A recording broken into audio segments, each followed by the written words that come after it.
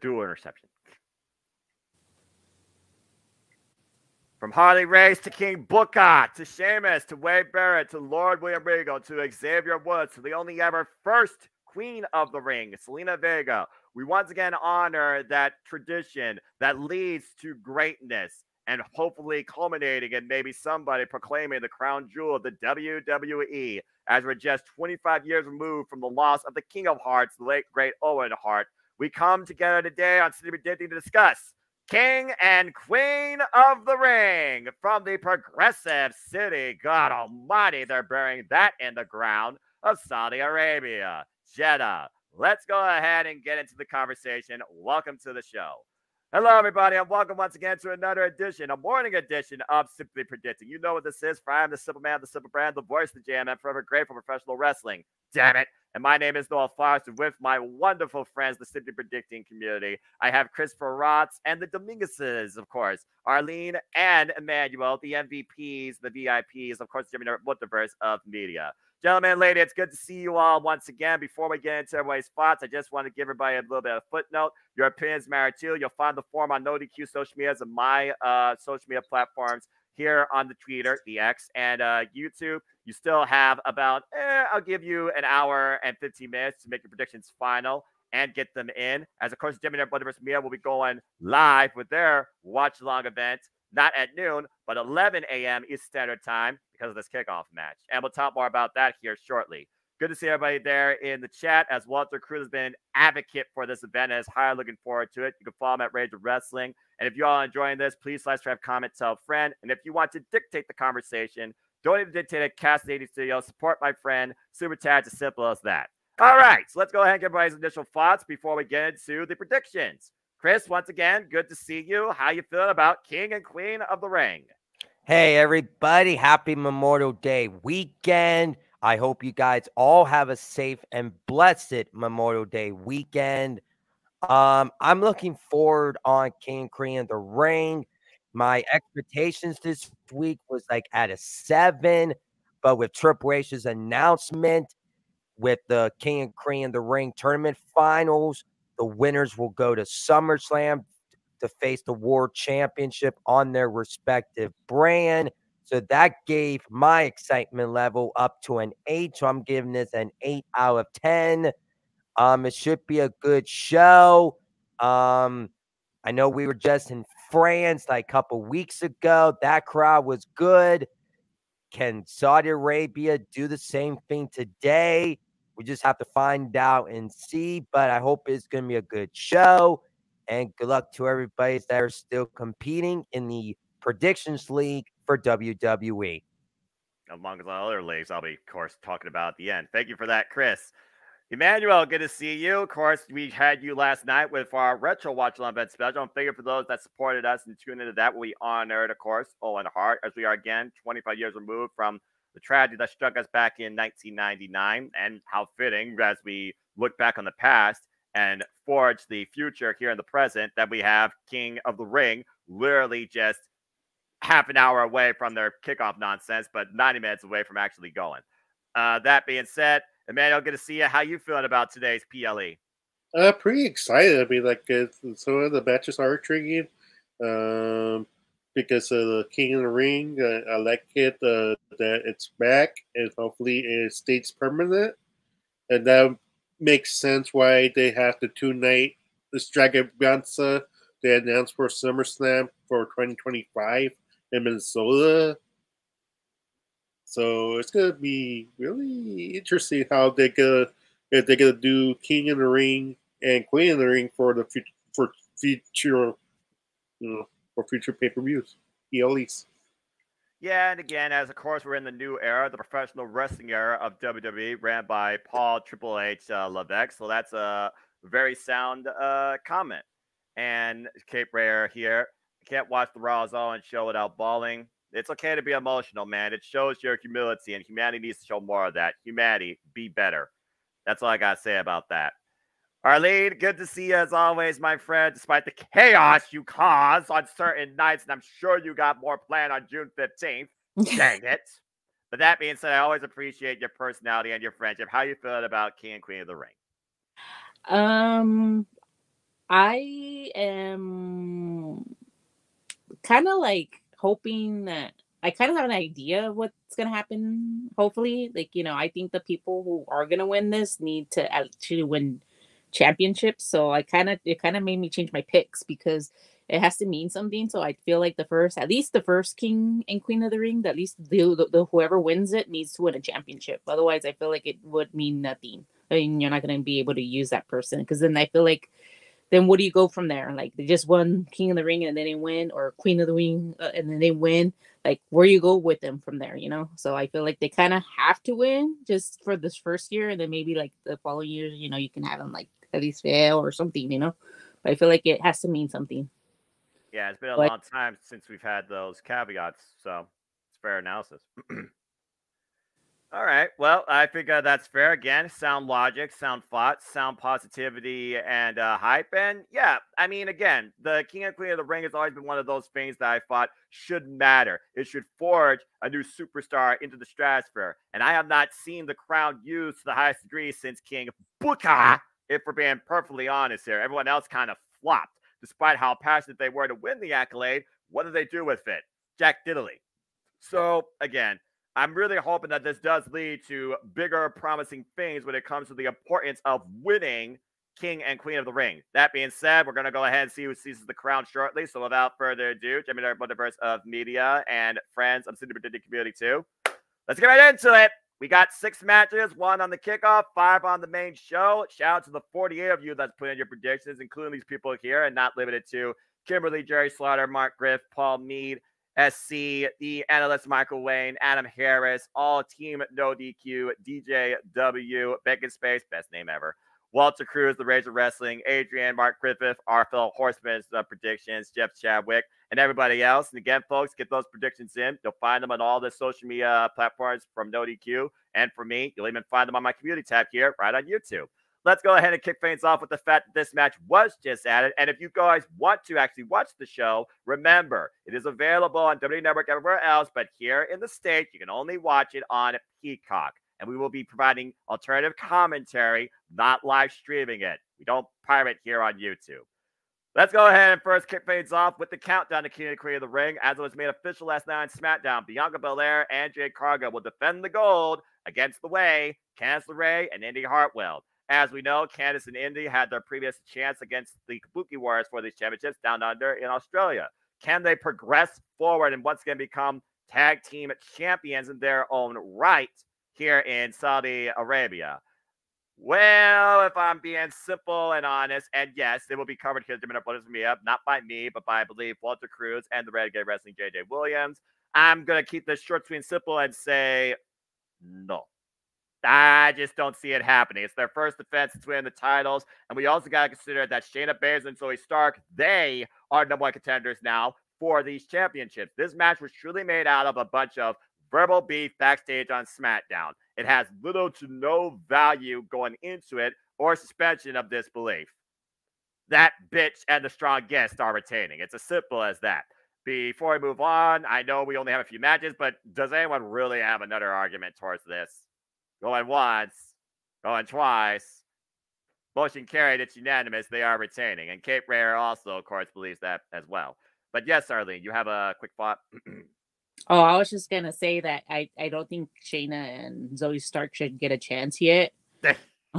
I think they should, I think they honestly should lose it to them. Like, they're a very good team.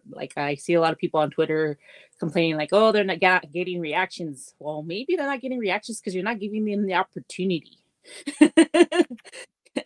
I mean, from when they went to France, basically the only people that they said that they didn't respond to was the Final Testament. But I mean, that's because they haven't really done anything good with them. But besides that, it's like, maybe it needs to be, and a lot of people are probably going to hate me, but maybe a lot of the pay-per-view should now be out of country now, because it's like we've gone too used to it, and now like maybe we should be more thankful that we have pay-per-views where other places don't have any, and maybe like give them a chance. They're really good wrestlers, and I don't think that SummerSlam they're going to win it. It's going to be too quick for them to lose it.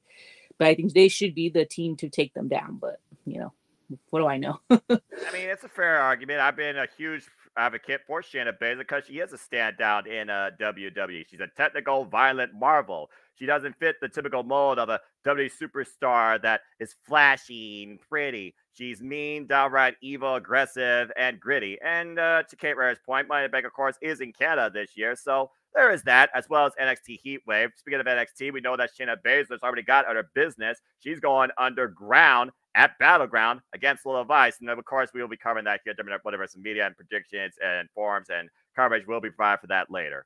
But again, it's one of those things where how many times do you reinvent the wheel till you realize the sport doesn't support it? Whether it's hexagon, octagon, whether it's rhombus, whether it's pentagon, whether it's hexagon, it's just one of those things where these titles have yet to find the right way to be carried forward. And you would hope that maybe Bianca Belair and Jade Cargill, with the representation that they bring to them, can hopefully do that. And if they're going to try and do that, they have to overcome this out of nowhere social media first defense. All right. So, again, respect women's wrestling, but make tag team wrestling matter again. Triple H, I'm holding out for you, but my patience is running thin. Just saying. All right, well, let's go ahead and move into the main show now. We got 5 matches, and we'll go ahead and kick things off roundtable style with everybody giving their thoughts. Chris, you kick things off with this. For we know we are crowning the second ever Queen of the Ring. As, of course, the tournaments were both brand-oriented. One side Raw, one side SmackDown. Here is your Queen of the Ring finals. Oh, Lord. It's Lyra Valkyria of Monday Night Raw who rose on the scene from the WWE draft, overcoming the likes of Dakota Kai and Io Sky, facing Nia Jax. Nia Jax, of course, who bombarded Bianca Belair this past Friday night on SmackDown and took advantage of her and forged her way now to this crown. It's one of those situations that this is the first time ever one-on-one encounter, but with implications about SummerSlam championships, you gotta consider who the champions are on both Raw and SmackDown. And here's the thing, shout out to Jeff Meacham. We don't know necessarily if that person's championship opportunity is brand focused. Now, 9 out of 10 it probably will be, but I just want you all to keep that as suspension of disbelief. Christopher, is yours. Who is going to be the second ever Queen of the Ring? This is going to be who deserves it more. Do you go with the person that came to the main roster like 3 weeks ago, or you're going to give it to someone that is well deserving of this? And I know it's going to make a lot of people upset, and I'm sorry to put this out there. I'm a fan of Lyra, and I'm a fan of her work. She's doing a good job on the main roster so far. She got a lot to work for to get to that bigger stage. She's on that big stage now, but she's not going to win today. I got the second ever Queen of the Ring winner is going to be Nia Jax, and I'm making that final here. I got Nia Jax winning. What I saw last night, they teased it with Nia Jax and Bayley. That could happen at SummerSlam, and I think it should happen at SummerSlam. So my prediction for Queen of the Ring, it's going to be the Irresistible Force, Nia Jax. Yeah, according to the 48 that put their predictions in, it's actually pretty split, but the majority are going with Lyra at this point, 56 overall, versus a little over 43% for Nia.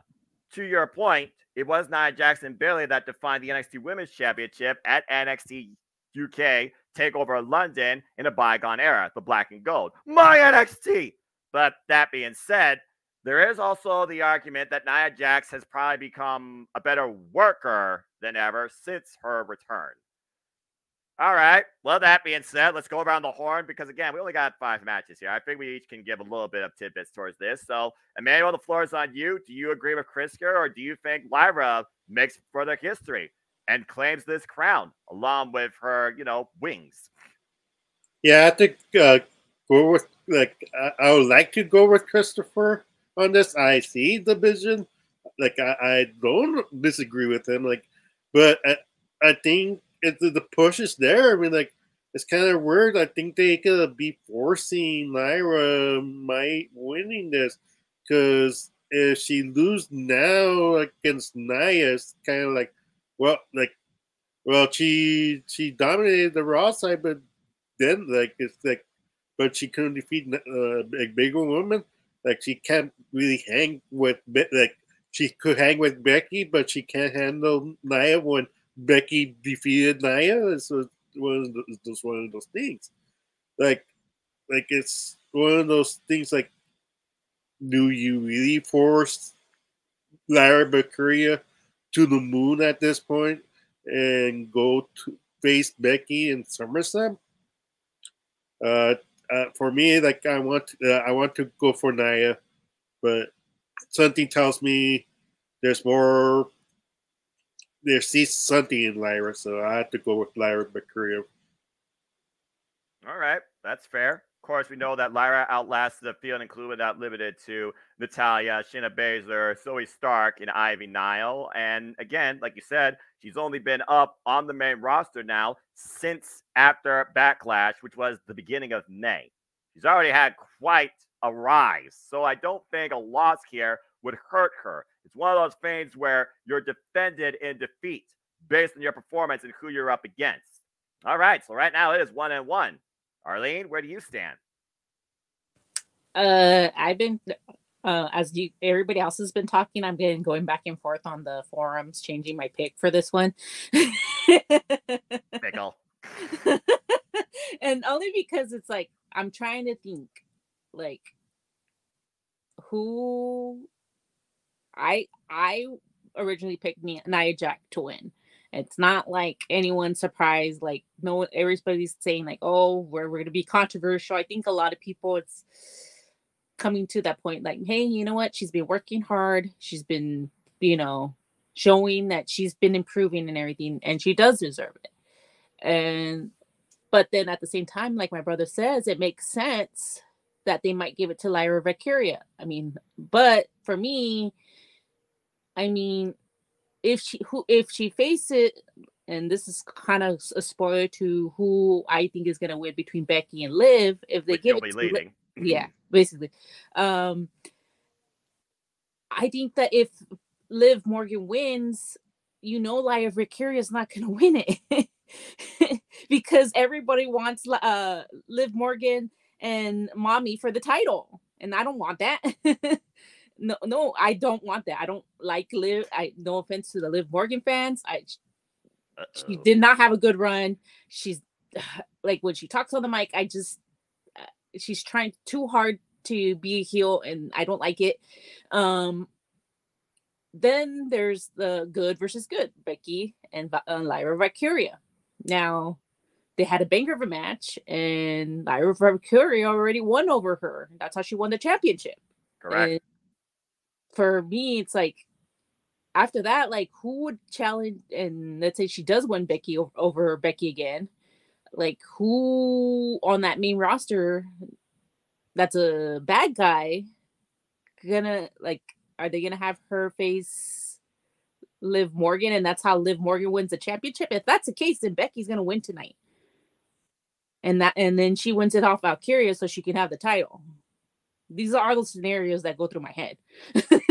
Fair enough. It's a butterfly effect, basically. Yeah, exactly. So it's like, for me, it's like, I went back to Nia. I'm like, honestly, I think it's like Bayley's run. I mean, like, there's no one actually believable for me. Because, I mean, yeah, Bianca could be the next champion, or Jade, but they're like in a tag team and it's too soon to break them up. So it's like, you can't have one of them like win the title,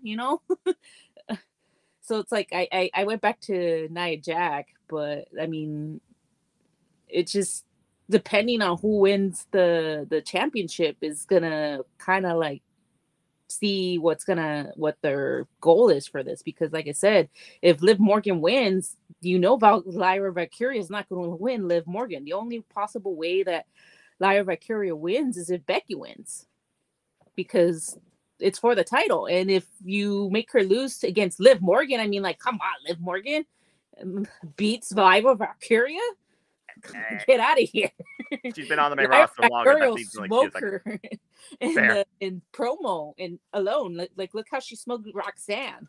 You know, like, I don't think Liv Morgan can keep up. She's not really good at speaking on the mic. So, I mean, I think in the end, I think Nia Jax is going to win. But, I mean, it just really depends on where they're going to go with who wins this championship. But yeah, my thing is, though, you got to consider also the balance of the moments that make fans happy and the moments that make fans go boo or bleh. And you look at this card, it's takeover quantity. And takeovers usually have an uneven balance of face and heel moments. Here we have heel versus face, typical dynamic, but you also have another heel versus face dynamic for the women's championship. I think you're going to have a heel moment and a face moment. And unfortunately, my mind says this is the heel moment because there is still more story built towards Nia versus Bayley, and they have the long-term history. WWE doesn't often do face versus face on the grandest stage unless you're going to have a big angle come out of it, like they had AJ Styles and Daniel Bryan, where Daniel Bryan became the new Daniel Bryan. So, simply put, I think Nia wins this crown because she's going to draw a lot of heat from doing it, as if she doesn't already draw enough heat. Hello. And Lyra doesn't necessarily need it to go after Becky or insert name here for the Raw Championship based on the momentum that she has had since being part of the main roster. I got to go with Nia as well. Before I move on, Emmanuel, you got a thought? Yeah, just a quick note. We're not even counting or thinking about the Money in the Bank. Tiffany Stratton might be able to cash in against Lyra Valkyria when she wins the championship just to get her snatch, and that's the WrestleMania. Lyra Valkyria versus Tiffany Stratton at WrestleMania. What a way to debut to present the new two stars of the future of WWE. That's fair. Again, it was literally last year Battleground where Tiffany won her first championship against Lyra. You could honestly say that was the day that both Lyra and Tiffany arrived. Long-term storytelling. So, again, Money in the Bank also before SummerSlam, suspension of disbelief.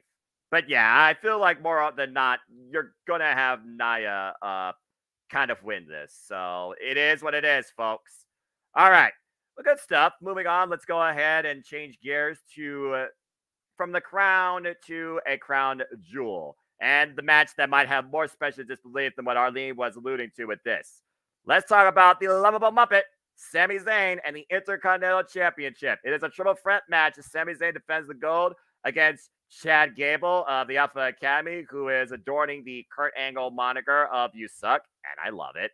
Taking on the Colossal.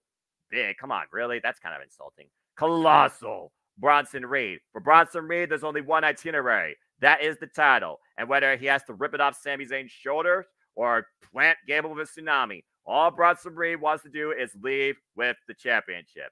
But this has gotten absolutely personal since the fallout, it seems, with Alpha Academy against their coach and his tactics of tough love, if you want to call it that, especially with one Otis. And we also know that he has made travel plans for Otis, particularly after what happened on Monday Night Raw. Does Otis be the decider of this match versus the ones we see on screen? Emmanuel, you kick things off here, and to add an extra caveat, bonus point-wise, not only do you have to decide who leads with the title, but as we talk about in tradition with triple threats, you have Buffer, you have Fall Person. Emmanuel, who leads with the gold, and who eats the fall?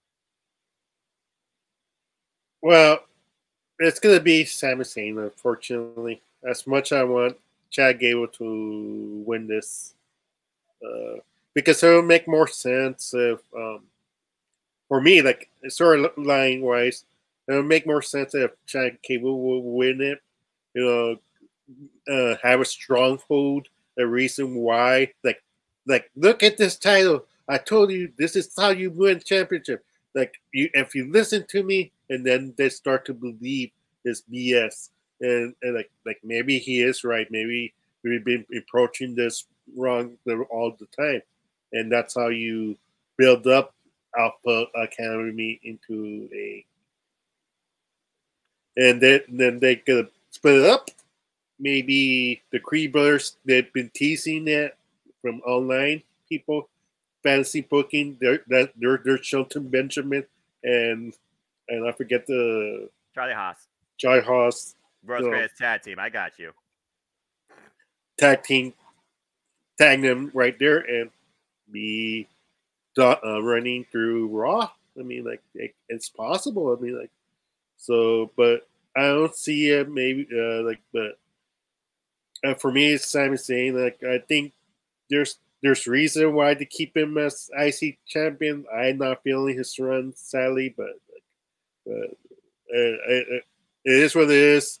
I wish they did a better job, for Cody Rhodes that I explained later, to have somebody ready for that spot and have opponents for him to face later on. Braun Breaker might want a piece of Sami Zayn if we saw anything on Monday Night Raw when he speared that man to oblivion. Jesus, the speed of that guy. All right, so you got Sami Zayn retaining, but at the end of the day, who's the sacrificial lamb here? Who eats the fall? Oh, most likely Sami Zayn. I mean, Sami Zayn. Botch. And Botch, yeah. It's too early in the morning. It's 7:55. Yeah. They're out in California, folks. God bless them. Continue. Yeah, it's going to be Chad Gable. Chad Gable's going to take the fall. Ouch.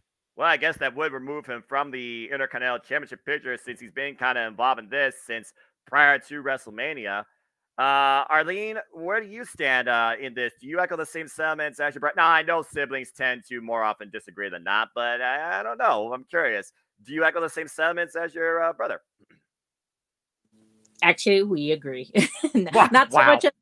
I know it's very rare that we agree, but yeah, I do think Sami Zayn is going to retain. I don't think, and usually in a triple threat, it's very rare that the champion actually loses. I do think Chad Gable's gonna get pinned on with the betrayal of Otis. I don't think Otis is gonna be put on the spot again, and I think you got to tease that break. I don't. Alpha Academy is going to end up breaking up, and you have to have a reason, right? And so, what if Otis causes Chad Gable the championship?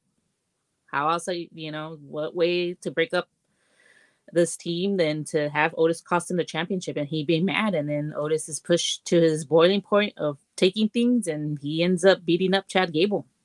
So I think Sami Zayn's going to win. Chad Gable is going to get the pin. Majority right now are going with Sami Zayn to retain as well. 88% versus 12% for Chad Gable. No votes for Bronson Reed. As far as fall person, a bit more of a dynamic. You have half of the poll here going with Chad Gable, while about 39%, 40% are going with Bronson Reed. And for the few that are thinking that Chad Gable is going to win, they picked basically Sami Zayn to be the fall person, 10%. So the majority right now does seem to be that consensus. Sami retains, Chad eats the fall. Chris, do you think that this is where Otis listens to the people and what Sami said, do the right thing? He not only decks Chad Gable, but causes the championship and causes to be the fall person. Do you echo the same sentiments? Is it unanimous here? Because I actually agree with both Arlene and Emmanuel here. I think it will be Sami retaining and Chad eating the fall. What it mean for Bronson Reed? Maybe Bronson goes after Otis because he thinks Otis cost him the opportunity. Big man versus big man. Babyface versus heel. It's just something to think about. But where do you stand, Chris? I agree. I have Sami Zayn retaining here. And personally, with this match and with Sami talking to Otis on doing the right thing, this is just giving me vibes on what I saw with Sami Zayn in the Bloodline. Sami Zayn turning his back on Roman and the Bloodline, and also what happened last year in Saudi Arabia, the Usos betraying Roman and the Bloodline. So this gives me a vibe with Alpha Academy, Chad Gable, and I think Alpha Academy is going to go on a babyface run without Chad Gable's leadership. And Chad Gable is going to be with the Creed brothers, and I do believe when the Creed brothers and Chad Gable and maybe Ivy Nile get involved in their new faction, I do believe Chad Gable will be Intercontinental Champion, and I think the Creed brothers are going to be tag team championships down the road when they all get this group started. far as this match goes, Sami Zayn retains. The fall person, I've been going back and forth on the forums. So I'm keeping the fall guy to Chad Gable, and I'm locking that in right now. Fair enough. I don't have to be like Regis Philby, like, is that your final answer? All right, then. All right, so again, a unanimous match here. Sami retains, Chad's the fall, Bronson Reed, suspension of disbelief. Fair enough. All right, well, let's go ahead and keep moving forward. Again, it's a very simple card, but at least there is some speculation towards what could be ahead. Then you got to consider that for something when you consider, is there an aftermath? And I think there will be a lot of aftermath if we watch Liv get her moment at the end of her revenge tour. Arlene, you're on the bubble for this one. Let's go ahead and see who shines in the big time as the man Becky Lynch defends the Women's World Championship against Liv Morgan. Ah, jeez.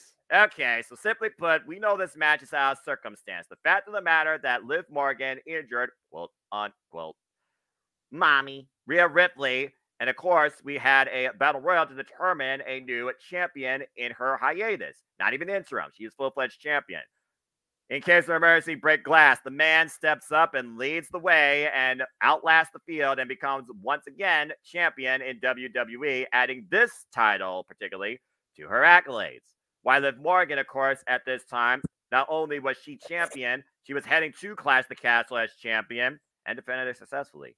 You might say that her title run was a bit vague, a bit underwhelming, but she's at the prove a point now. And this added heat that she's channeling in her heelish persona, desperate to culminate her revenge tour of holding this gold, there's a very real possibility she could leave her with this. And again, the afterthought is the winner of Queen of the Ring could challenge possibly this champion at SummerSlam. Or could Money in the Bank maybe surprise us and upset this champion, whether or not it's Becky or Liv. Arlene, where do you stand with the future of Monday Night Raw's Women's Division? Who leads and holds the Women's World Championship? Maybe this ends disqualification. They run this back at Clash the Castle. We've seen circumstances of that before. Hello, Samoa Joe and AJ Styles or Shinsuke Nakamura. I can't remember. But who do you want to see live in the moment? Becky. But I figured. Becky's not gonna win. I can't believe like they're gonna give this to Liv Morgan. I don't like it. I don't like the fact that people are like wanting this. Her title run was not that great.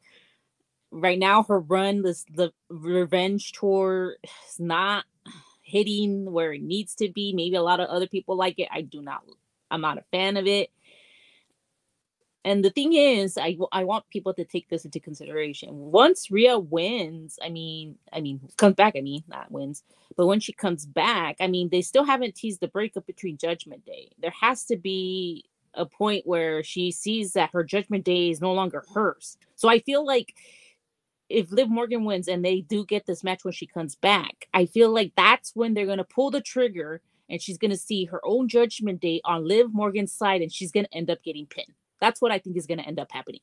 And people are like, oh, and then I'm going to be in, and we're going to be like, wait. This is what you wanted. You wanted Liv Morgan to face mommy again. And now that she did and she lost, you don't like the outcome of what's happening. Pickle. Exactly. So it's like, be careful what you guys wish for, because I guarantee that since they're still teasing him and Rhea Ripley, still they were saying that she was only going to be gone for like 3 months. Who knows? Maybe maybe longer now. I don't know. But like, let's say she comes back sooner, because like, let's say she's like a beast, like Charlotte, and they like work at it, and she might. There's a name that hasn't been talked about in a while. But like, let's say like she comes back sooner. They have to. And they're still haven't like broken up Judgment Day yet. They're still like, they're kind of working together, but not. But that's my thing. How do you take, Judgment Day away from Rhea? By having them cost her the match.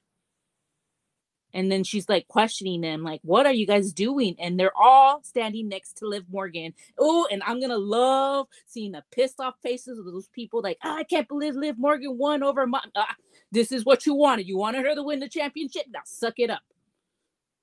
Damn. I don't as I see it. So you actually have Liv winning, but you want to see Becky retain. Yes, exactly. Poor Arlene. Okay. Well, here's my thing. We don't know the time window for Rhea Ripley's return.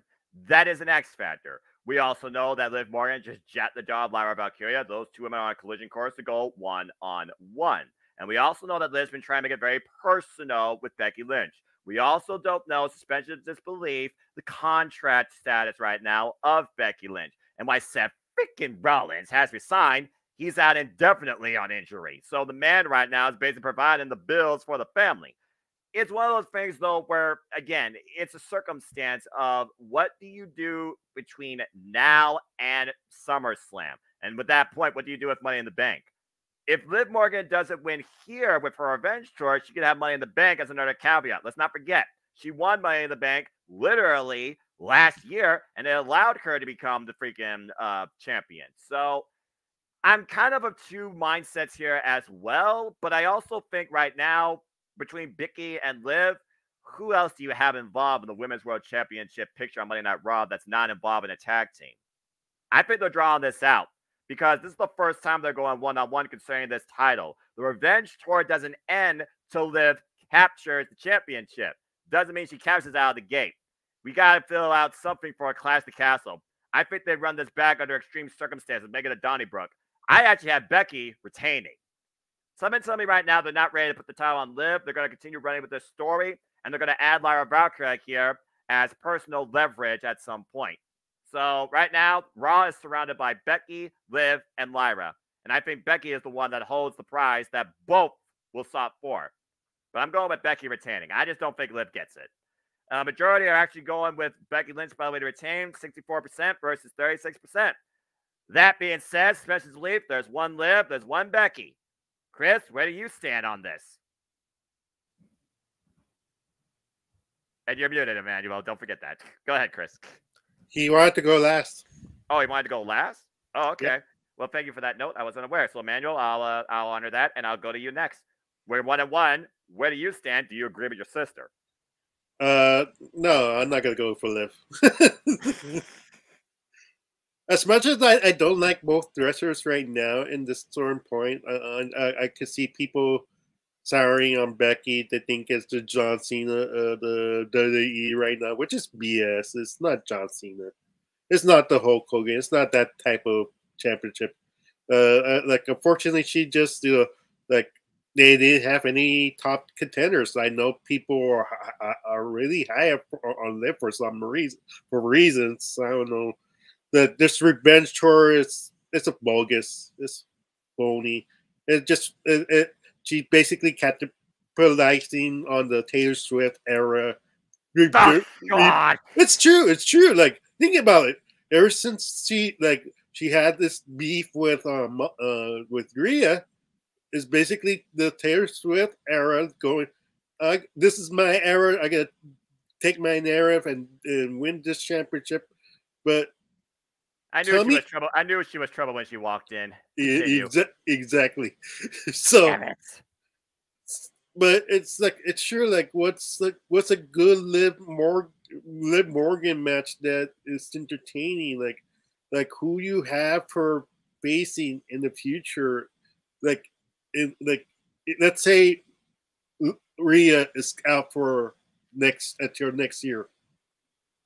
How long do you have Liv defending this title? I don't see it. It has to be Becky, because unless Becky really needs to have this vacation with her family, which is granted, she did what's necessary. Like, she deserves this time off as well. She's gonna be one of those. Like, unfortunately, she's not gonna be in every Raw because it's not really needed for her. But she could just wait it out and see who the next contender is until SummerSlam. And that's when she drops it. That's what I could see. To be honest with you, she really doesn't need to be in Raw. She just there. Ever since then, right now, she's just been talking on the mic. She really hasn't been there in Raw. And so it's Liv. Liv hasn't even wrestled as much near. It's they've both not been wrestling lately. It's kind of weird to have two title contenders and then not even wrestling. So right now, like it's like I had to play devil's advocate. I had to pick the worst of the two. I'd rather see Becky Lynch as title because she just got it. It's kind of ridiculous that she just dropped it like that. It's just a little bit. Just wait a little bit more longer with the Becky. All right. Before we go to Chris or Arlene, I see you have your hand up. You have a thought?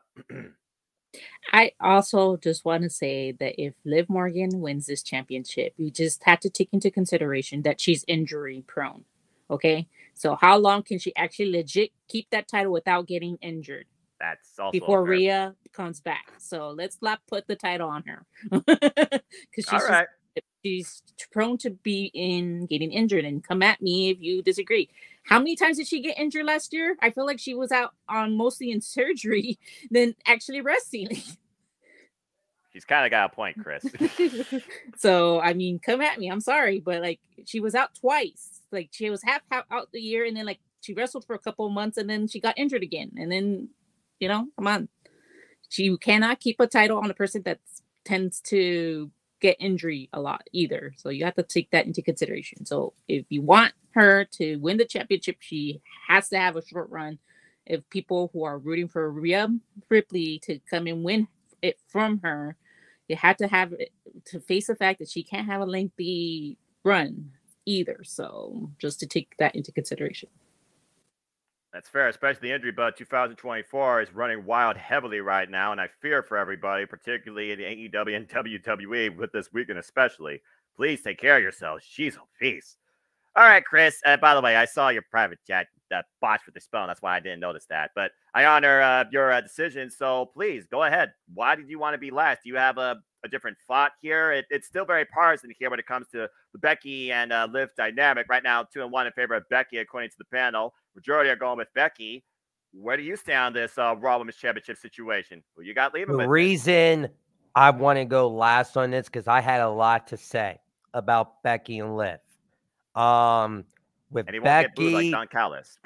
With Becky, we don't know what her contract status is, and it's all like rumors right now. So if we believe it, we believe it. If we don't, we don't. We are no DQ. We just say it's rumors and listen to what your heart and mind are saying. We don't know what Becky's contract status is. Has she resigned? Has she not? If she hasn't resigned yet, this technically means this is her final match under this contract. And with the whole Liv Morgan thing, and I know I'm going to bring this up that last year in December, she got arrested. And I saw the body camera video. It was pretty darn bad that the cops were like looking into her personal stuff, and that's a shame for what they were doing. They were laughing at Liv. They didn't know that she was a wrestler. So I took everything under consideration here and says, okay, who is going to get the win? I was going back and forth. Is Becky going to win? Is Liv going to win? And Liv Morgan, she has never defeated Becky Lynch for a championship match ever. So we got to take this in consideration. And I've been on the fences. If Liv wins today, then Rhea Ripley is going to be on her way back soon. I have a gut feeling they're just waiting until Rhea and WWE make a decision on what day Rhea Ripley is going to come back. I have a gut feeling Rhea Ripley comes back. She's probably going to come back after Money in the Bank to start the build-up towards a Liv Rhea match at SummerSlam. And I can see Becky Lynch being in a tag team with Lyra Valkyria. I do see that happening. If Becky wins today, then are you going to extend the Liv Morgan revenge tour, what you did to Cody Rhodes, and try to finish his story like 2 years in the making? Oh, Lord. And I know what Triple H is doing here. Triple H loves the long buildup. I'm going to say this right now, and I'm going to have to say this. My gut and my heart are telling me that Liv Morgan is going to get the championship today. Liv deserves this. Liv needs to finally defeat Becky Lynch. Becky Lynch can finally take the time off that she needs. And this is the thing. Becky Lynch, she was supposed to take time off after WrestleMania with Seth, but they called an audible because Liv Morgan injured Rhea Ripley. Allegedly. And they call an audible for Becky. And I think they're going to go with the original plan because they had Rhea and Liv in Saudi Arabia. And they're going to go with Liv winning today and finally completing the revenge tour and finally taking what mommy loves. And that is the Women's War Championship. So I got Liv Morgan today. And I can't wait to see mommy come back. Well, first off, that's a very interesting stat. And for those that are wondering, I have 2 computers here. I multitask. And I was literally looking at the record books here. He's right. Becky Lynch previously faced Liv Morgan back in 2021 on Monday Night Raw for the Raw Women's title. Becky won. In 2022 on day 1 Monday Night Raw, Becky Lynch faced Liv Morgan while she was champion. Becky Lynch also won. So Liv Morgan Revenge Tour is bigger than just the title. She has not beaten Becky when it comes for a championship. So Chris is very much on point. So there's a very real possibility that this actually might happen now. But to try and counteract that before we move on, I do want to try and bring one more thing into the picture, and maybe we put Liv to the side, because the bigger agenda, I feel, is Liv versus Rhea, but the title is just an accessory right now.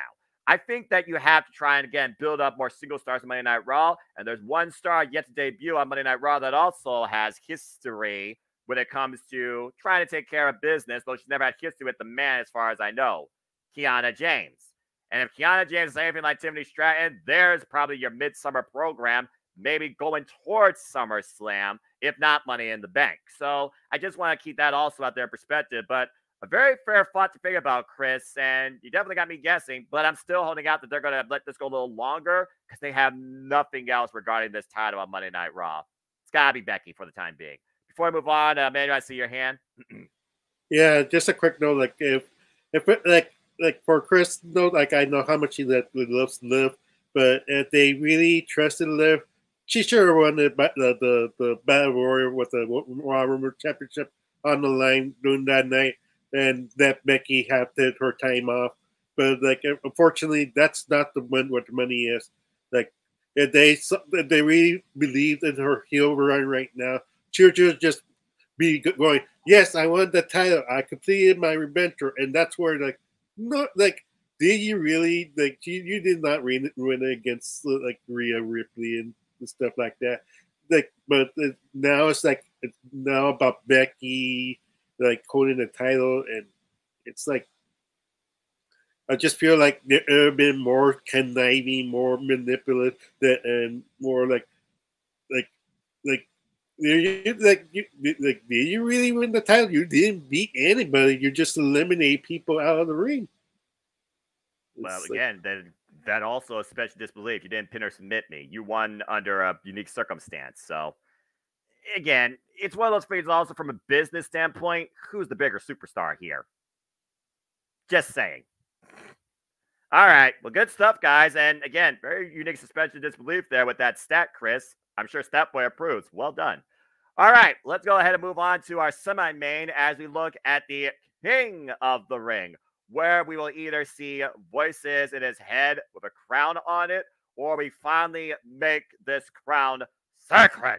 And it is Daling General Gunther the former and longest reigning WWE Intercontinental Champion in this company's history, taking on the 14-time world champion, the Viper, Randy Orton, after the Bloodline fallout last night on SmackDown. And Randy Orton was able to overcome the MFT with the three most dangerous letters in WWE, RKO. And again, the winner of this match will get a championship opportunity at SummerSlam. Raw's champion, Damian Priest, SmackDown's champion, Cody Rhodes, which Chris you'll start off with, and we'll talk about here shortly in our main event. That being said, we know Gunther's road to here. He overcame Kofi Kingston and a banger against freaking Sheamus, fella. While Randy Orton, of course, he overlasted the field, the likes of Carmelo Hayes, say it with me, L.A. Knight. Yeah. There we go. Well done, folks. And, of course, so many others. But the thing we also got to consider here right now is the continued saga of the Bloodline versus primarily Randy Orton and Kevin Owens, especially with the inception of Tonga Loa now added to the fray, for those that don't know, the former Camacho. When it comes to Gunther, though, we also have Bash to Berlin. That is after SummerSlam. And why Damian Priest believes that his name will live forever, I think Damian Priest's championship run might be on life support if one Drew McIntyre achieves broken dreams in his home of Scotland. Just saying. So I look at this match for two reasons. One, Gunther should be a world champion at this point, and they are holding out for Gunther versus Ilya Dragunov, as of course Ilya Dragunov lost Jey Uso, and Gunther beat Jey to cement his spot in the finals. But the match that people have been clamoring for the longest time in the name of long-term storytelling is Cody Rhodes rising above his previous legacy against his teacher, Randy Orton. And why Randy Orton embraced him with a hug when he returned back home. These two have not faced each other one-on-one or in some in-ring capacity since their saga all the way back at WrestleMania 26, when it was a handicap match with Randy Orton against his legacy, Ted DiBiase Jr. and Cody Rhodes. Cody Rhodes right now is forging his own story, his own legacy. And I feel that he needs to be cleansed of his past. He already overcame his trial by fire obstacle against AJ Styles. We'll talk more about his second obstacle here in a moment. But for me, I look at again right now who has more of a story going for them and who also can use this crown to their advantage.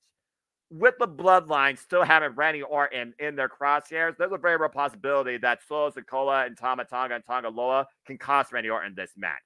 On the other side of things, though, Gunther right now, he has not been pinned or submitted since WrestleMania. And prior to that, the only other loss he had was via countout. So again, it's the first time ever one-on-one encounter. Somebody's going to SummerSlam. Do we finally close the book on a legacy, or do we get one step closer to WWE becoming sacred? You guys know how much I advocate for the Ring General Gunther.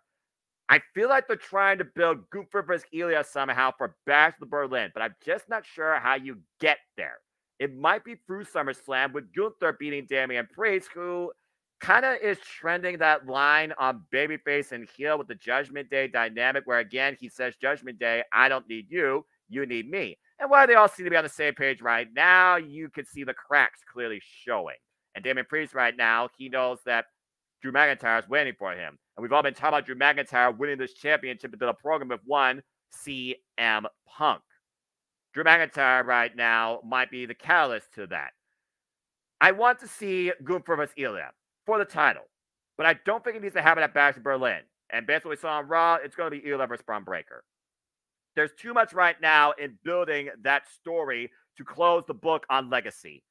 I got to go with the Viper here. I pick Randy Orton. It just, for me right now, just feels like it makes more sense. And you put the Bloodline campaign off to the side right now when it comes to Randy Orton and Solo Sikoa and Tama Tonga and Kevin Owens. Although I could see the Wise Men trying to pull a fast one and get the Bloodline a championship match against Cody Rhodes, because Solo Sikoa might force the Wise Men to do that, suspension of disbelief. But I'm going with the Viper, Randy Orton here, because Gunther and Damian Priest, And again, I think this is brand focus. Otherwise, Gunther and Cody Rhodes at Clash of the Castle, yes, please. But I'm actually going to go with Randy Orton on this one. It probably will bite me in the ass. All right, Chris. That being said, majority are actually going with Gunther, 76%, while it looks like 24% are going with Randy Orton at this point. And it does seem weird for Randy Orton to have a crown. But again, what's the more realistic match here? Randy Orton and Cody Rhodes, or Gunther and Damian Priest at SummerSlam? Keep that in mind. Chris, where do you stand? Well, either match at SummerSlam, it's going to be good no matter what. Accurate. No matter what. Well, I have a bet with one of my work buddies. So I have Gunther and my work buddy has Randy Orton. So I have to go with Gunther on this one. I just think King of the Ring is the perfect place for Gunther to win the King of the Ring. And usually when it's the King of the Ring, you usually give it to the heels on this type of things. Just look at Wade Barrett. He was the heel when he won King. Look at Sheamus. He was a heel. William Regal. He was the heel. Stone Cold Steve Austin. That's when Austin 316 was born. And I just think Gunther winning will get him one step closer on being the World Heavyweight Championship. And I see him being World Champion, Gunther. It's going to happen soon rather than later. I know we got Clash of the Castle with Drew McIntyre and Damian Priest when that match gets announced. And I've been saying to myself, and I just have a gut feeling that Drew already had his moment at WrestleMania when he won the championship. I just think Drew is not going to get that championship because we already seen Drew McIntyre and Gunther at SummerSlam last year. Do we really need it? Do we really need to see it again? I don't want to. Because Drew and CM Punk have a feud going. I just have a gut feeling that match doesn't need to be for a championship. With Damian Priest and Gunther, I feel they will tear the house down in Cleveland. And mean about Cleveland, I will be in Cleveland for SummerSlam. I might beat you there. We'll see. But as far as this match goes, you got to give it to Gunther. I think Gunther is well-deserved to be King of the Ring, and he's going to be a world champion. So I got the Ring General will now become the King General after this match. The biggest thing for me, though, is how the hell do you draw and build this out and suspension disbelief all the way to SummerSlam when you got 2 PLEs before that, and one of them actually has another caveat, Money in the Bank, where the King might literally get screwed or taken off his throne by force. You're making me think, but I still just think right now this is the best way to book Randy Orton and Cody Rhodes, and that's the match I think people want to see at SummerSlam. Just saying. I'm still thinking. Arlene, where do you stand in this? Who becomes the next King of the Ring? Do you see it becoming sacred, or do you see the Viper injecting venom into it? I'm kind of along as much as I love Randy Orton. I want him to be King of the Ring. I don't think they're going to give it to Randy Orton. I think they're going to give it to Gunther. And my reasoning is because Solo Sikoa does not take well to losing. Remember, losing is not acceptable. So True. I feel like they might interfere and cause Randy Orton the match, which leads Gunther to win.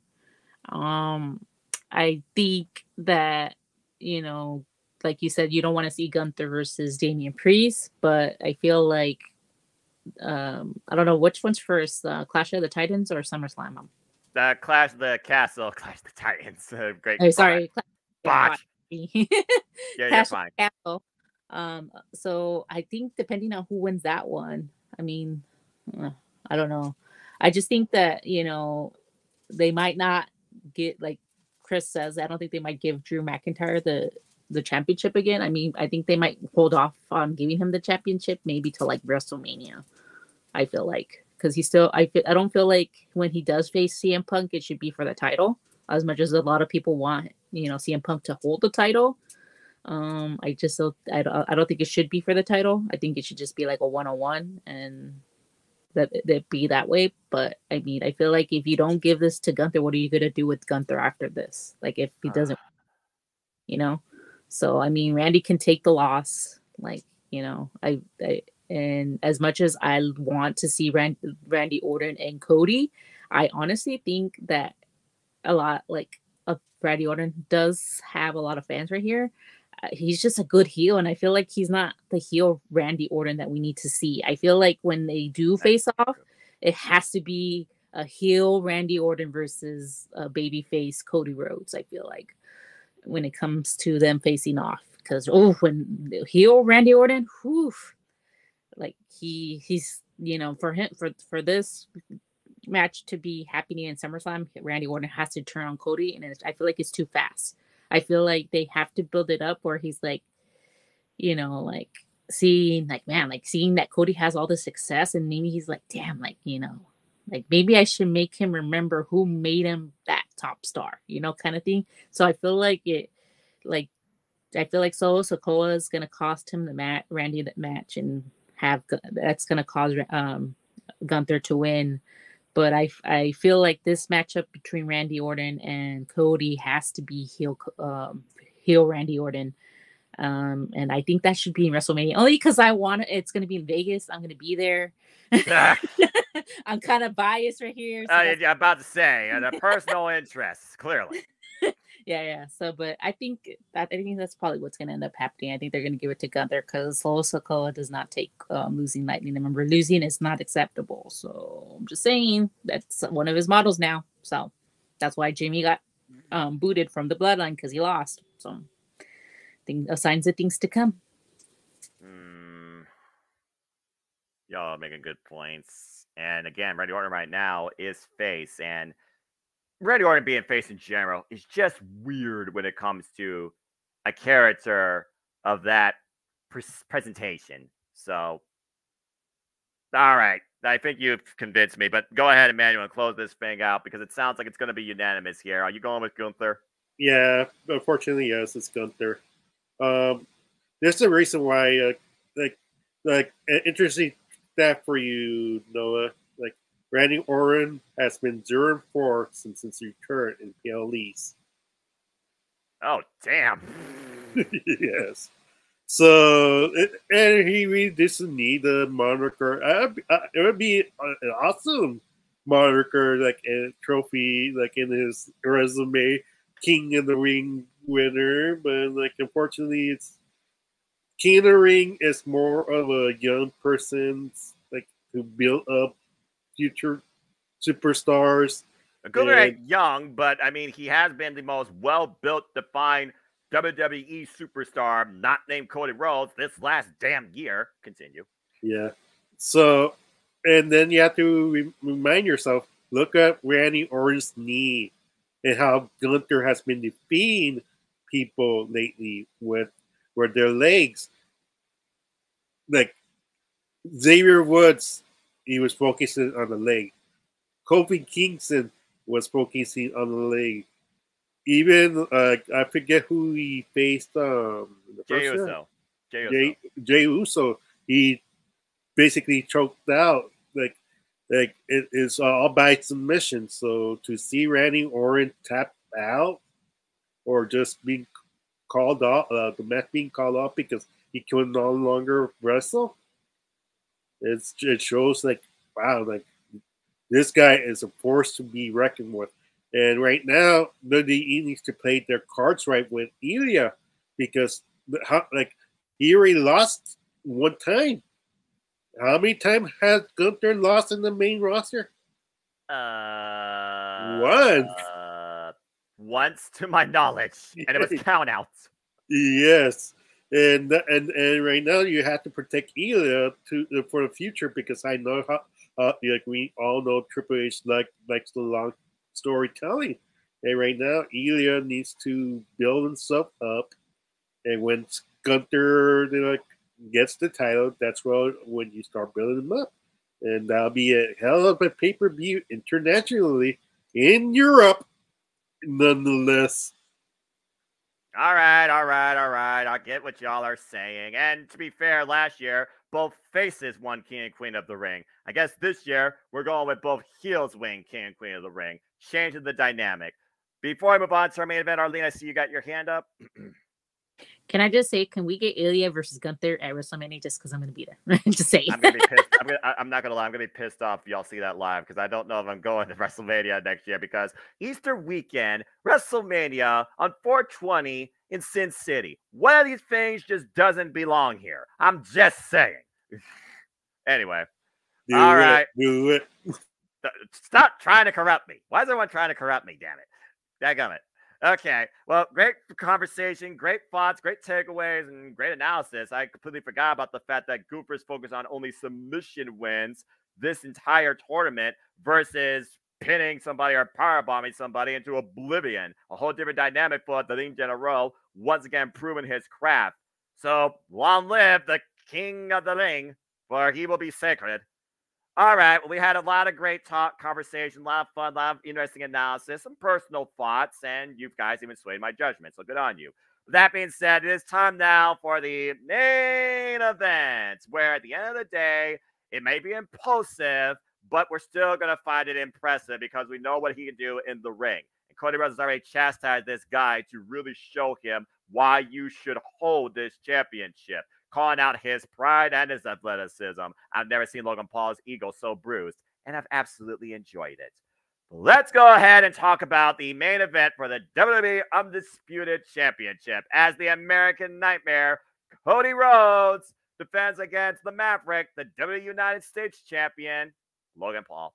As we know, originally this was going to be title for title, but Logan Paul added a loophole and weaseled his way out of defending his championship. Go figure.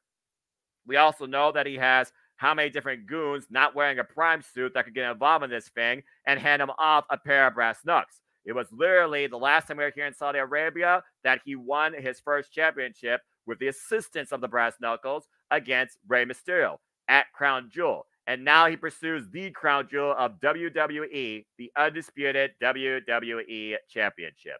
With suspension of disbelief for where the American Nightmare might be heading towards now, going to Clash the Castle, surviving through Money in the Bank, and seeing what could await him on the other side at SummerSlam. If Randy Orton gets taken out and comes back with a vengeful vendetta, or truly see if Cody Rhodes rightfully deserves to call himself champion for the long haul of this generation, defining his own legacy, remains to be seen. And then you got Logan Paul, where he most likely would defend his United States Championship at Cleveland, but I don't think it will be against Cody.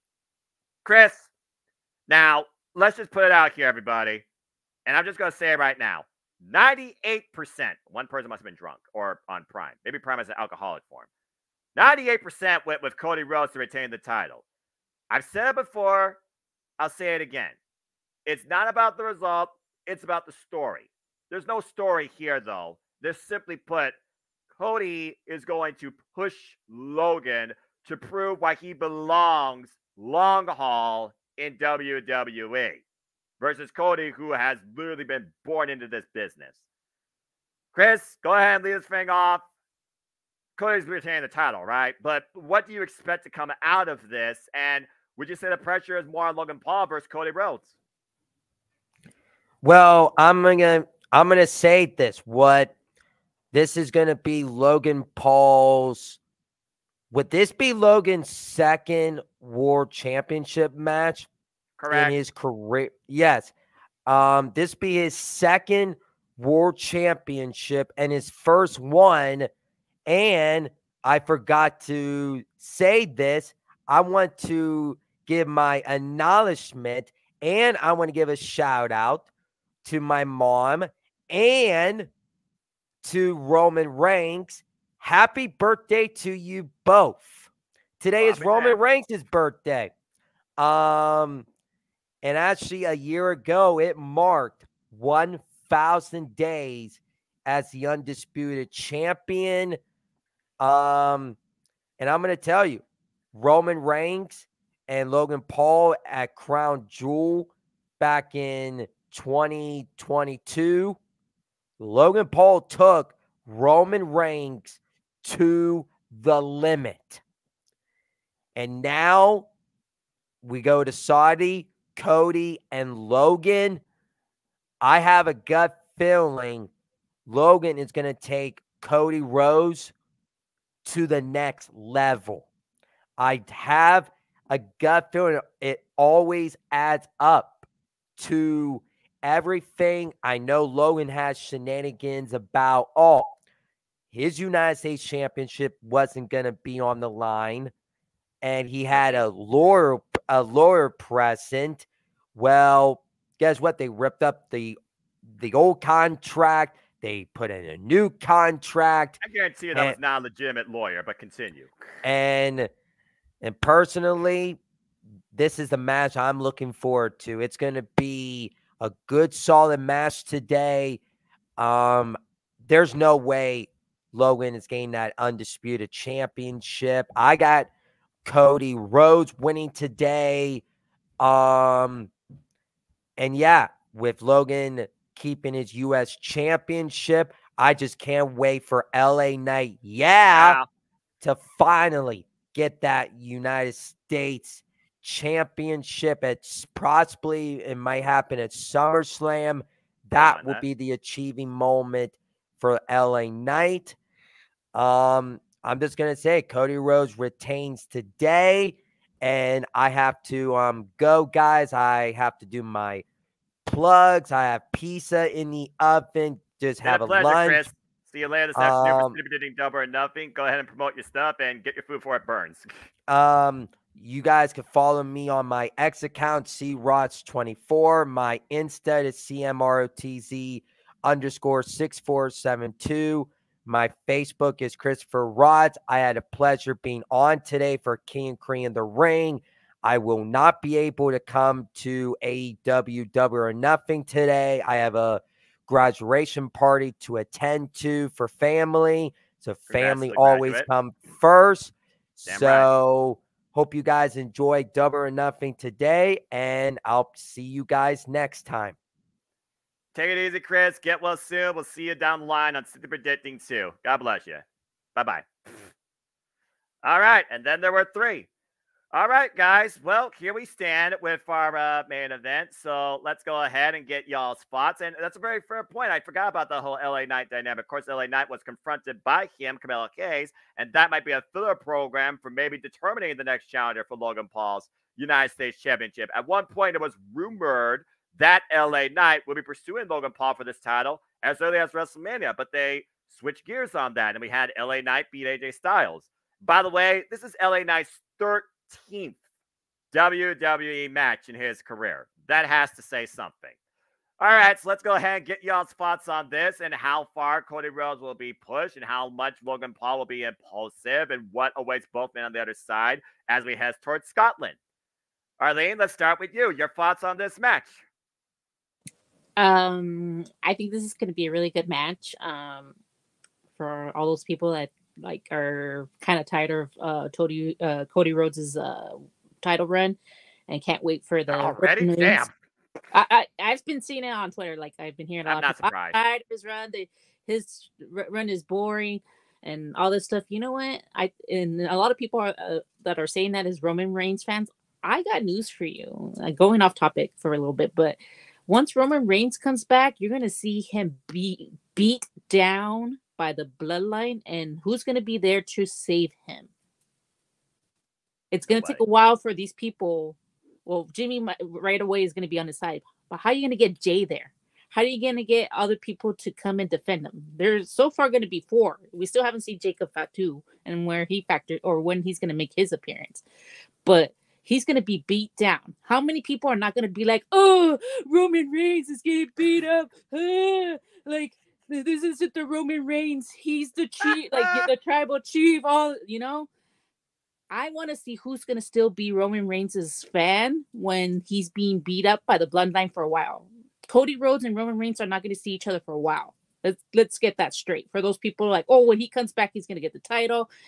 No, they have to build up to it. So you're gonna have to face the fact that he's gonna be being brought down, and you're gonna see where Roman Reigns, like you've never seen before, defeated and trying to see who can help him defeat this bloodline that he himself created.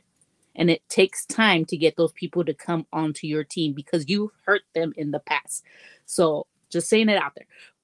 But besides that, people who are also saying that need to give Cody his credit. He's working with what they're giving him. Okay? They don't have anyone for him. Really. Like, they haven't really built up people for him. Whose fault is that? That is not Cody's fault. That's fair. That's absolutely fair. When he becomes heel, like, they're like, oh, when he turns heel, people are going to turn on. No, you know what? I feel like a lot of people are going to like him even more because he's a heel. Because that's what he's good at. Just like Randy Orton is good at. Oh, Randy Orton and Cody Rhodes joining back again as Legacy. Whoo! And having someone else join them. Whoo! You know? That's a different dynamic. Yeah. Also, though, Cody's way too good as a baby face, and that kind of is to his own deficit, to your point. It literally was that purpose that changed the entire structure of the WrestleMania storyline. So, I mean, to me, it's like he can do both. Like, a lot of kids like him and stuff, and he's good with the kids and stuff, but he could still be the heel too. So, I think he's going to do just fine for those people who are worried about Cody. He's going to be just fine. At the end of the day, Cody's going to win this. Logan Paul's going to keep his title. I do feel like at the ending credits, when they're signing off, this is where we get the presentation of Uncle Howdy. And who's he going after? Who's he going after? If you've seen the QR codes, he says he's going after the prodigal son. Who is the prodigal son? Cody Rhodes. So that is why I'm saying, for those people that are waiting for Roman Reigns to get there, it's not happening at SummerSlam. Most likely, they're going to build him up to go face Uncle Howdy. So it's going to take time. For those people who don't like long storytelling, you're going to have to get used to this. And if you don't like it, then this is not the time for you guys. We're in the era of, we're going back to seeing blood. We're getting back to seeing cuss words, and people are like, oh, they're complaining about, like, you know, my kids watch this. I remember as a kid, I used to watch this, and this is what it was. It says it's not suitable for children. You guys got too comfortable with the PG-13, that now when it goes back to the way it was, it's like, no, like, my kid watches this. Well, I mean, it was never really intended for kids. So, I mean, like, if you don't like where it's going, just turn it off, because honestly, we're here for the long-term storytelling. It goes back to, like, you know, like the way it used to be. And, you know, we just need to be patient. We can't always get what we want, because once we get what we want, it's like people are over it, and it's like, it's time to just wait it out. You shouldn't always get what you want. It's just, it takes time. We'll get there, and once we get there, it's like, that's why people are like, oh, I'm kind of over it. Well, now, you know, people also have short-term attention spans. So exactly. So it's like, in this market, it's like, you can't really like run wrestling, because like, it's like you said, no, it's like a short attention span. Like, people are gonna want who they like, and it's like, if they don't get what they want, it's like, oh, well, then this isn't for me. Well, maybe wrestling was never for you to begin with. You know, in the end of the day, it's like, people do this for a living. The people that need to be pushed or should get that opportunity. Unfortunately, like I said, like, I don't like Liv Morgan. I don't think she's that great. But if they decide to give her the championship, give it to her, so people can see how she, you know, mommy wins it from her. I don't care. But at the end of the day, I'm gonna still watch it, because at the end of the day, it's like, they're giving other people, not the same people, but other people, the opportunity to hold this championship, and that's how you build stars. You can't always get the same person to hold the championship, because then at the end of the day, if Roman Reigns gets a championship, a lot of people are going to be like, I'm over him being championship. Oh, well, now you wanted him to be championship again, and now that he has it, now you're over it. It's like, no, just let it cook.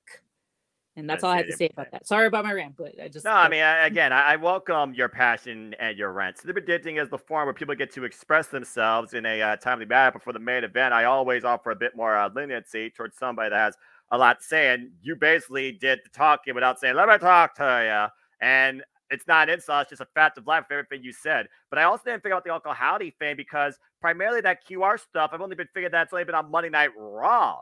But Uncle Howdy, he was originally on SmackDown facing LA Knight. So it makes sense for him to be part of the Blue brand. And if he's going after the prodigal son returned home and finished his story. Well, now he's going to be trapped in a horror novel, it seems, for the time being. And it also gives new purpose for the WWE Championship. It also might push Cody to change his, demeanor, where you might get the heelish Cody back. Because again, is Cody too good as a babyface, and does that go towards his deficit? And I think that's the situation we face right now with the fact that we have Logan Paul just like that challenging Cody for this title out of nowhere. So I get everything that you're saying, but yeah, regardless, Cody's retaining. And if Logan Paul loses the United States Championship to LA Knight, I'll be a very happy WWE fan. As far as the future of the WWE Championship for Cody, unless Randy Orton gets taken out and comes back as a vengeful heel and tries to put him in the head, Uncle Howdy right now might be the very next best bet to face Cody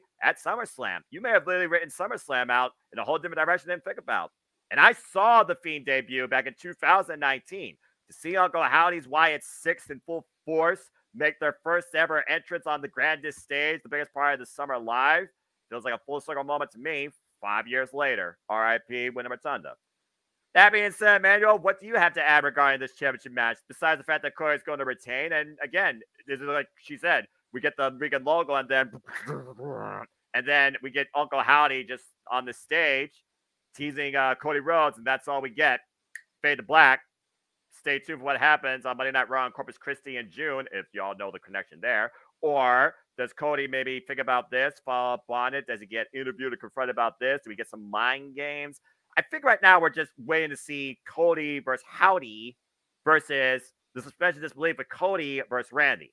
But either way, Logan Paul is not winning. But go ahead and close this thing out. Your thoughts on this match? Yes, you'll be surprised that my pick is Cody Rhodes. As simple as that. Nice and subtle. Yeah. It's just going to be like the same old stick for Logan Paul. He's going to get his friends to interfere, but it's not going to be enough to make him win the match. This is going to be like probably 20, 30-minute match. So it's a typical Cody Rhodes match. But right now, like I kind of agree with my sister with her rant, but it's because right now, Cody's in SmackDown, and he's seeing these bloodline create chaos. He's doing nothing about it.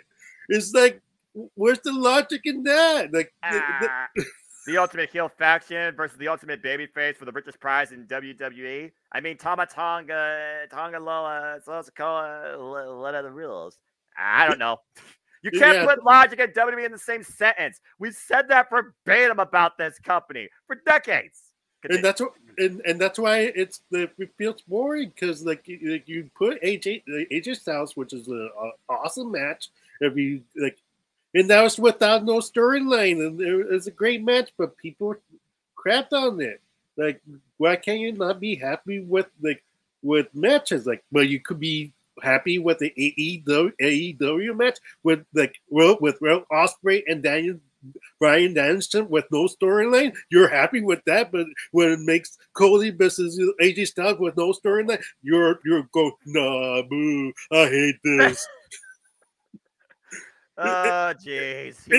He's stirring the hornet's nest, but he's also not wrong. Continue. So it's like one of those things, like I got you. A lot of people are waiting for The Rock and Roman Reigns to come back, but that's not the storyline. Like, because right now the Roman Reigns, he comes back, he's gonna be a babyface. He's not gonna touch the title anytime soon. We all agree that Rock doesn't deserve the title. He's the head, he's the head of the table of the company. He doesn't really need the title as it's necessary, or the story needs for it. And that's not the WrestleMania match that we're gonna see in Las Vegas. That's why we're going. Yeah, we're gonna see Rock versus Roman Reigns for the head of the table. No title necessary.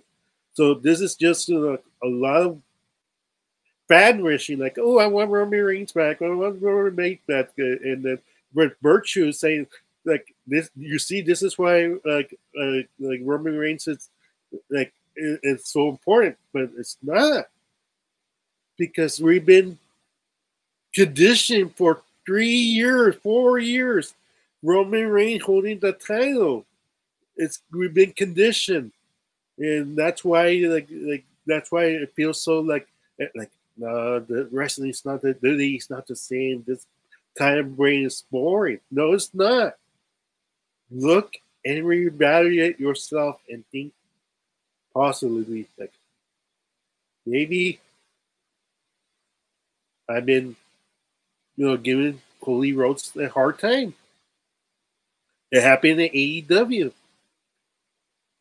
AEW resented Cody Rhodes and they didn't like his stick, and that's what most of the complaints come from. The IWC community. So I don't really pay attention to it. It's like a minimum voice because people are still cheering for him. They're still going. They're still singing songs. They're going wild for him, even with the fill of matches. Just that I just need to put that out there. It's not Roman Reigns that you miss. You just miss like the conditioning that he's been training you for the longest time for the bloodline. And since the bloodline is still continuing, it's like you're like, oh, there's a chance. And like Cody has passed. He's not even thinking about the bloodline. Even the bloodline is not even thinking about the Cody. Isn't that a kicker?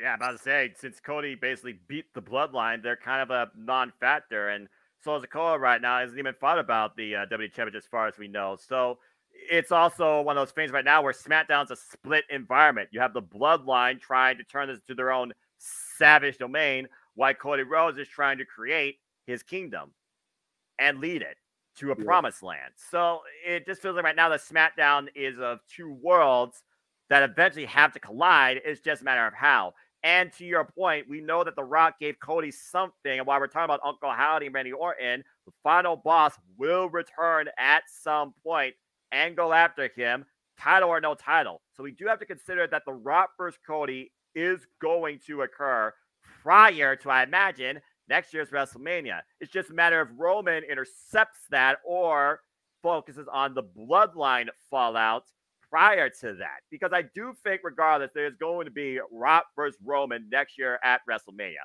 I don't know how, but I do think that is going to happen. But regardless, we still have literally a little under a year till then, and we literally have now about an hour before the actual King of Creative kicks off. So I'm just going to say that Cody Rhodes, he will retain his undisputed WWE Championship, and we will see soon enough if the uncle says howdy, and if that awaits him, maybe not a Clash of the Castle, but possibly even Money in the Bank. Regardless, this is going to be a very simple takeover quality level PLE, I feel like, with a quantity of matches to boot. Before we conclude, just want to give some shouts, some comments here. Sweet, Go Ring General, Stepway approved. I recognize that one. Easy card. Being it hasn't been updated, yeah, I already know that. Thank you. All hail the King and Queen of the Ring. Should be a good event. Can't wait. And of course, I always appreciate people's feedback to this. And someone said, almost forgot to fill this out. Again, folks, I'm always happy to give you all that time. So before we bid everybody a fine adieu and get ready to enjoy this PLE from the comfort of our living rooms too, Arlene, I saw your hand. You have one last spot. Oh yeah. I was just gonna say two thoughts. Okay. Just remember what they said about Roman Reigns. We're gonna see Roman Reigns like we've never seen him before, and where have we never seen him before? At his bottom. Weak Roman. Just keep that in mind, people. Just saying. Accurate. Just saying. And second point that I wanted to bring you, instead of like Uncle Howdy just standing there, how about they end it with, I got the whole world in my hand. I got the and it's in Bray Wyatt's voice, and Cody's just looking around, seeing the fireflies, wondering what's. And then you have Uncle Howdy standing there, and then you end it, Noah. The thing of the matter is, the Uncle Howdy presence, I think, is going to be teased, but will his presence manifest? I think is what we really want to see, or what we're going to see. That remains to be seen. But that being said, folks, that is City Predicting King and Queen of the Ring. Thank you for tuning in. Make sure you get your predictions in because, again, your opinions matter too. I think I'll hold out and leave the forum open for another half hour to see if people sway their thoughts on anything we discussed. I know that everybody here is final, including me, but you did sway me. I did change to Gunther for the mat must remain sacred. And I'm looking forward to calling this. Again, we're going to switch gears and go to Gemini Politics Media live watch event schedule. Me, Walter, and JJ will be on the call, bringing you full coverage of King and Queen of the Ring. I believe they're already about to get ready to talk about this match. It hasn't been done already. And also call it. And again, folks, you can watch this show on your local provider, either Peacock here in the States or W Network everywhere else. But with that, thank you all for tuning in to our edition of City Predicting. We'll see you later this afternoon for AEW, Double or Nothing. Until then, I'm just going to leave y'all with this. Long live the King and Queen of the Ring. And until next time, I'm going to have Emmanuel and Arlene. I don't know if they're going to be here later, so I don't want to. You're going to be here? You're going to be here? Sure. All right. So, again, we'll see you folks 5 p.m. Eastern Standard Time for City Predicting Double or Nothing. It should be quite a party. But until then, go enjoy King and Queen of the Ring. And as always, I leave you. Until next time, we are on your YouTube feed. Make a positive impact in life and have a good night and a happy day. We'll see you soon for City Predicting AEW Double or Nothing. But enjoy King and Queen of the Ring. Have a nice day, folks. Later. Bye. We got the whole world. They're not copyright. They're not copyright. They're not copyright. All right, I hit the button. Oh, boy.